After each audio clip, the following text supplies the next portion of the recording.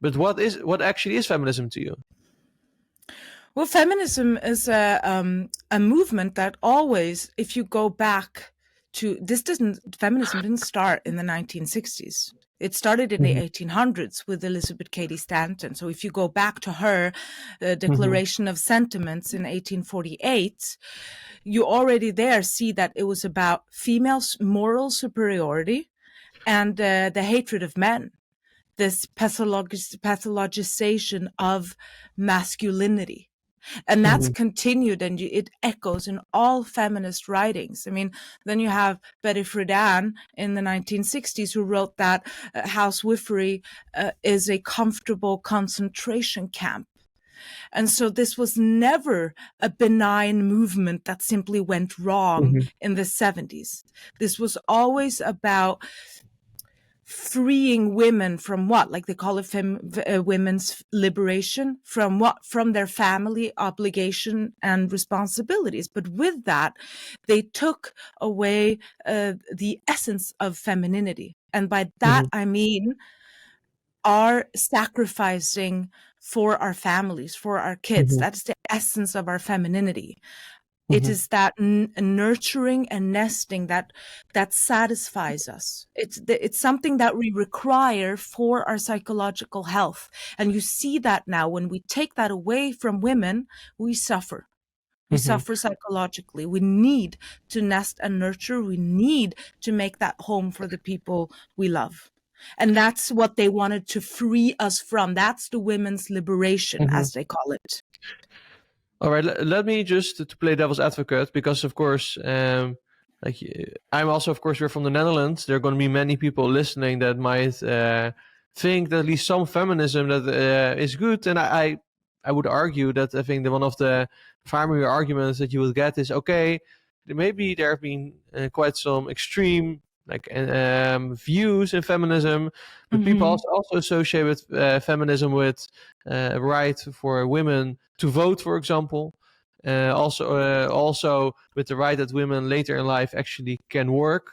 And I think that most people in at least Dutch society would say, no matter if they're on the left or on the right, that this is at least some net good that came out of feminism. And I'm curious how you would respond to that. Yeah, absolutely. So, I mean, if you really go back and look at that history, the suffragettes, they were terrorists, right? They were bombing. They were going around behaving like the mafia, saying that if you don't support us by putting our insignia on your window, we'll break in your small business. We'll break your windows, right? And they were. If you go and you see when you got the vote, it was with the First World War, when the women stepped up and took responsibility. It was really after that started to happen, and you see the time from all men. I mean, it wasn't like all men had the vote for 100 years, and then suddenly, and the women were just stuck. Right? It was at the time in a lot of countries when women got the vote, there were still a lot of men that didn't have.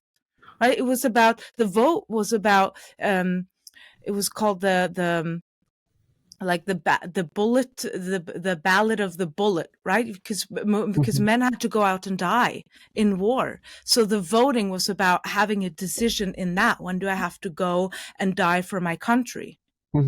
And whatever you might say, women didn't have that. And in response, the feminists would say, yeah, well, if women were in power, there wouldn't be war. Well, look, we've had the vote now for how many years? And there is still a lot of war. So this isn't true. That's the sort of sleight of hand that they did. Well, if we were in power, then there wouldn't be war. We know that that's not the case. So I'd say to that was a development that would have come without the ideology of feminism.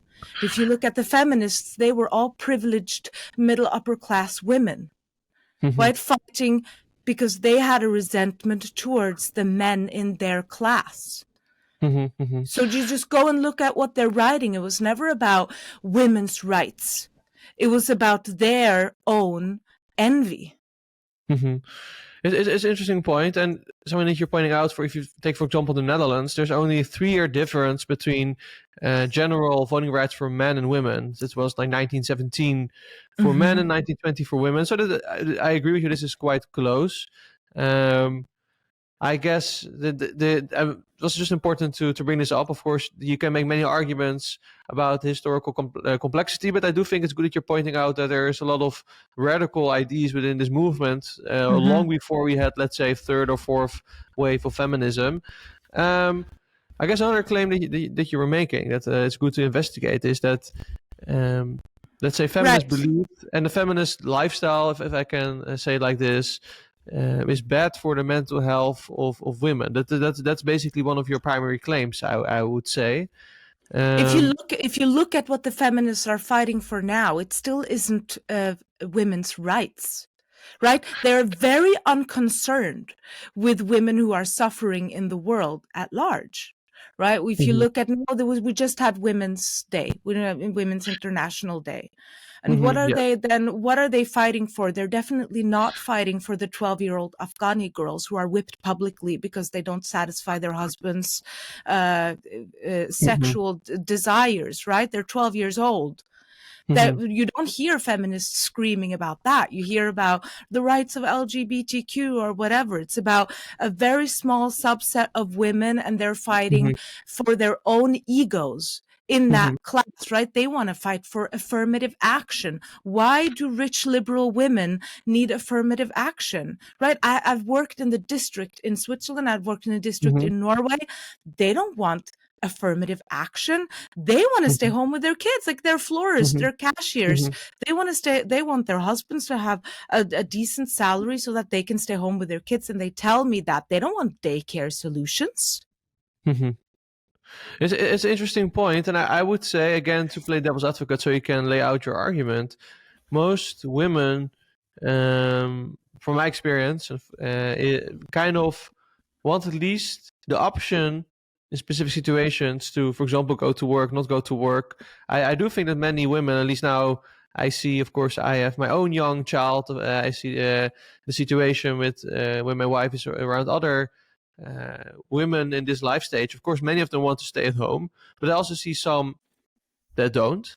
And we can argue whether that's good for them, good for their children.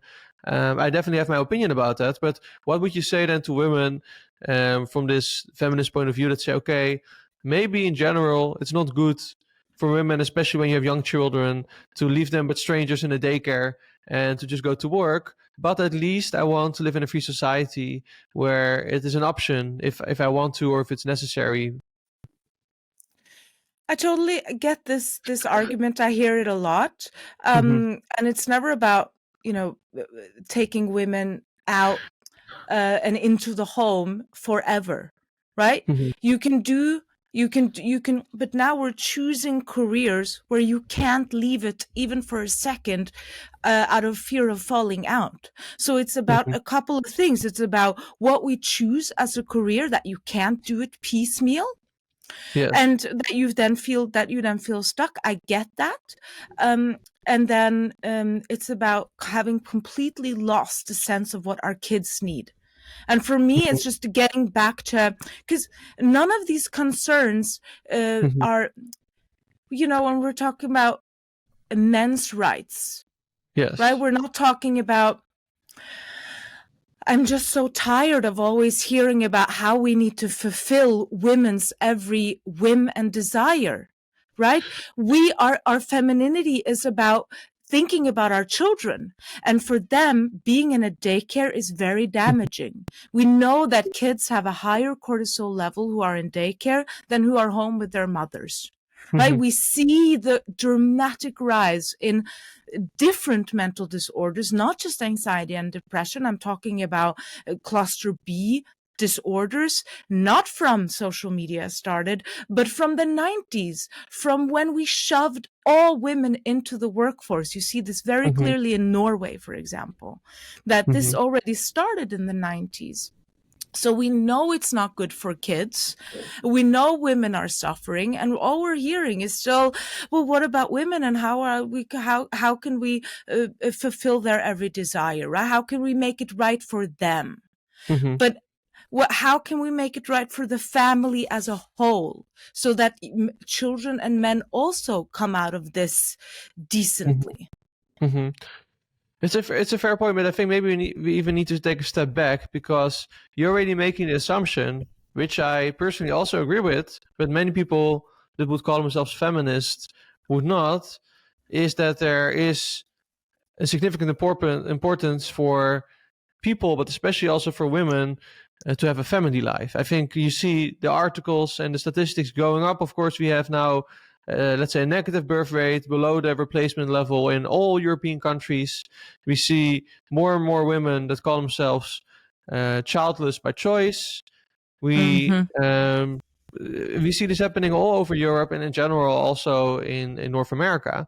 So then the question becomes, from their perspective, okay, this all applies if I would have children, and then maybe you could make an argument, but I don't want children to begin with, so I'm going to just focus on my career and let the family life be for someone else. How would you respond to this kind of typical feminist claim? Yeah, well, first of all, if that's your claim, then what's your problem? Then you are free to climb that hierarchy and, Gesundheit, have fun. But I'm just saying that they also end up in front of me eventually, because we have numbers showing how the women who are childless are unhappy about it, 90%. And of course, I have met women for whom motherhood isn't a calling. They have a very specific personality structure, right? They're very highly conscientious and ambitious, and very low in agreeableness, low in neuroticism, that these traits that are usually higher in women. And they never have that interest, right? They're much more masculine in their personality structure. I've met these women, but they will be the first ones to say, this is not a life I would have chosen for me. This is not a life I wish on anyone. And they are very few and far between. And a lot of women now, because of feminism, are led to believe that they are one of this very small subset, but that is very rare. And in the end, you can say that you're happy and childless as you are 30. Then by the time you're 40, you're lonely, and you're going to realize that something is wrong. You have unmet maternal needs, unmet attachment needs, and you develop burnout, depression. Suddenly they look up and they say, this promotion I just got meant a lot more when I was 27 than it does now. Right? And then all the things that gave you positive emotion, that dopamine kick, the promotion after promotion, it suddenly doesn't give you that kick anymore. Suddenly you don't develop those positive emotions. And that's when that depression or that the fatigue sets in,